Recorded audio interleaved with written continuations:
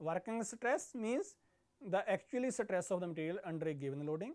The safe stress means the material can carry is termed as the allowable stress. The allowable stress should be limited to values not exceeding the proportional limit, that is elastic limit. However, since proportional limit is difficult to determine accurately, the allowable stress is taken as either the yield point or the ultimate strength divided by the factor of safety. That means allowable stress is equal to ultimate strength divided by factor of safety. The ratio of this strength, that means ultimate strength, to the allowable strength is called as factor of safety. That means factor of safety is equal to the ultimate strength to the allowable strength. That means ultimate stress over the allowable stress. And then I define shear stresses. Shear stress, so at the shearing stage in which the specimen shears before the breaking point. So, shear stress is a force applied sideways on the material, that means transverse loading. You see in the picture when the pair of shears cut a materials, and the second picture when a material is punched, and the third picture when a beam has a transverse loading, means any transverse loading acting on the beam, so it will create a shear. So, and the stress is induced is called as shear stress. It is denoted by letter tau. So, shear stress is the force per unit area carrying the load. It means shear stress is equal to force per unit area. So, this means the cross sectional area of the material being cut, the beam and pen. So, shear stress is denoted by letter tau is equal to force over area. So, this symbol is denoted as a tau. The sign convention for shear force and the stress is based on how it shears the material as shown in figure. So, in the first pictures you will see left side goes upward, right side goes downward. So, this situation of the beam is called as positive shear. On the other side, left side goes downward, right side goes upward due to loading condition of the beam. So, this will create negative shear. So, these are the sign conventions for positive shear and negative shears. And then shear strain, it denoted by letter gamma. So, the force causes the material to deform as shown. So, the force acting on the any material, it causes the deform. The shear strain is defined as the ratio of the distance deformant to the height, that means deformation over the original length. Since this is very small angle, so gamma we can say that shear strain is equal to deformation over the original length. So, you see in the figure, if force is acting on the body at one corner, so it will shear the corner up to the point x. So, the shear strain is equal to small deformation over the original length of the body. So, then I define the modulus of rigidity. It is denoted by letter G. If we conduct an experiment and measure deformation x for various value of force F, we would find that if the material is elastic, it behaves like spring, and so long as we do not damage the material by using too big force. The graph of force and the deformation is a straight line that is linear in the nature. You will see the graph is a straight line which is plotted between the force and the deformation. So, the gradient of the graph means slope of the graph, that means force over deformation is equal to constant because graph is straight line. So, this is the spring stiffness of the block in Newton per meter. If we divide this force by area A and the deformation x by the height L, the relationship still is a constant. We get If we divide f by area x by height L, the relationship is still a constant and we get the f over a over x over L. This is also called as a constant. So, where f over a, this is called shear stress. So, x over L is called as strain. So, shear stress over shear strain also comes out to be constant. This constant is called as shear rigidity, or it is called as modulus of rigidity. So, this constant will have a special value for each elastic material and is called the modulus of rigidity. It is denoted by letter G.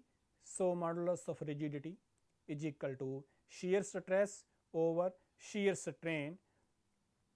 So, it is also called as shear rigidity. So, ultimate shear stress. So, if a material is sheared beyond a certain limit and it becomes permanently distorted and does not back to the original shape, so the elastic limit has been exceeded. So, this it means the ultimate shear stress is occurred.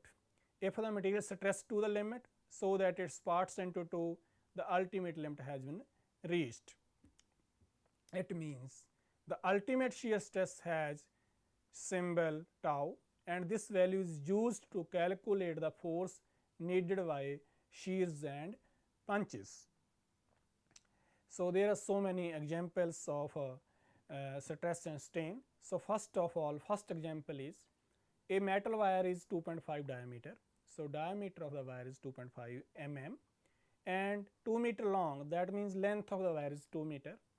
A force of 12 Newton is applied to it and it stresses and means deformation is 0.3 mm. Assume the material is elastic.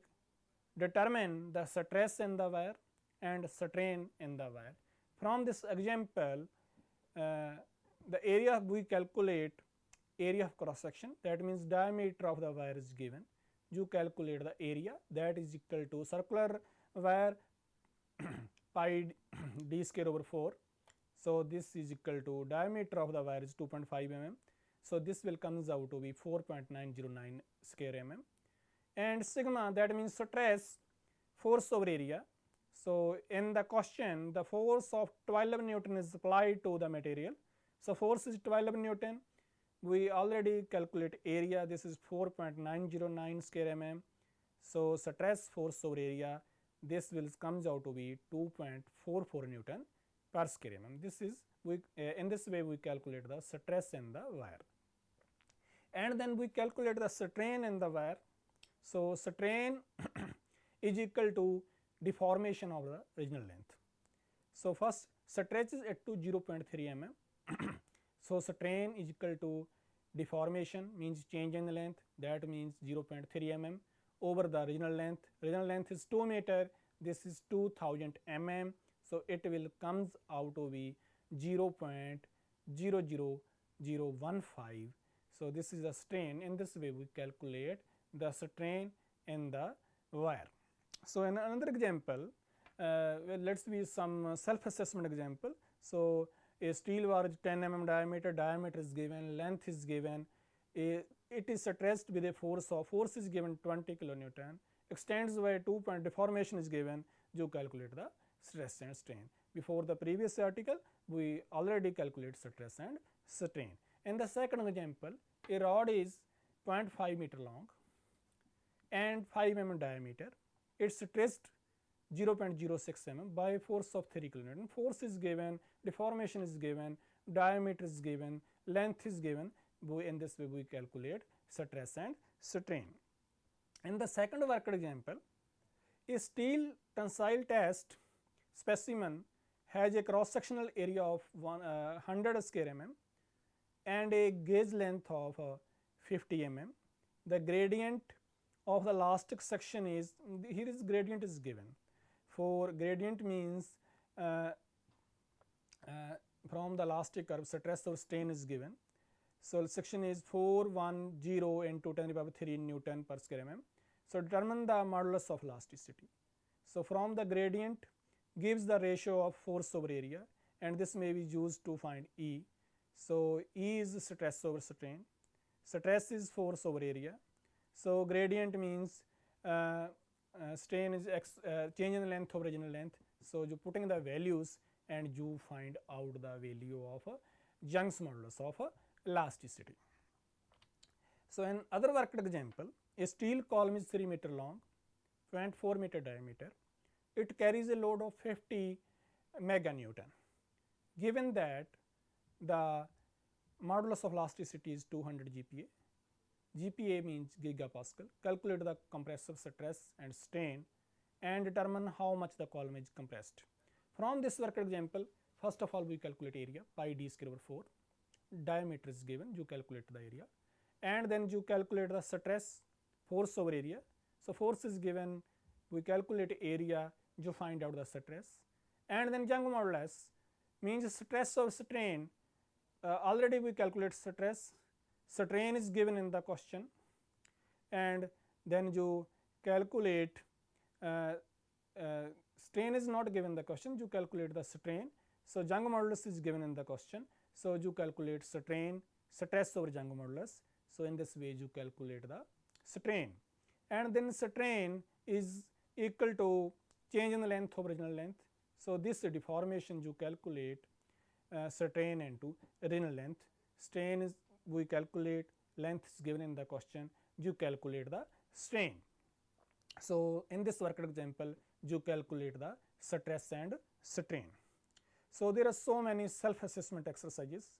So a bar is 500 mm long and stretched to 505 mm with a force of 50 kilonewton. The bar is 10 mm diameter, calculate stress and strain.